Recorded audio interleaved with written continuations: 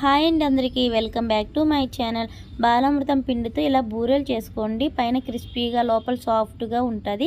చాలా బాగుంటాయి. పిల్లలు ఎంతో ఇష్టంగా తింటారు. ఇది ఎలా తయారు చేసుకోవాలో ఈ వీడియోలో చూసేయండి. ముందుగా ఒక గిన్నె తీసుకొని దానిలో బాలామృతం పిండి వేసుకొని దానిలో కొంచెం సాల్ట్ వేసుకుంటే సరిపోతుందండి. ఇలా సాల్ట్ వేసుకొని మంచిగా కలుపుకొని కొంచెం కొంచెం వాటర్ చూసుకుంటూ పోసుకోవాలి. ఇలా వాటర్ వేసుకొని చపాతీ ముద్ద కన్నా సాఫ్ట్గా కలుపుకోవాలి. ఇలా కలిపేసుకున్న తర్వాత మూత పెట్టి ఒక గంట వరకు పక్కన పెట్టేసుకోవాలండి.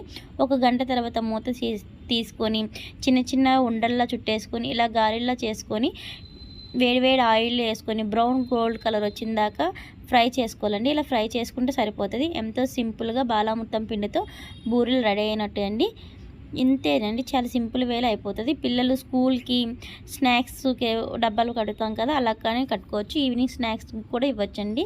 మీకు కానీ వీడియో నచ్చితే లైక్ చేయండి, సబ్స్క్రిప్షన్ చేసుకోండి. Thank you for watching.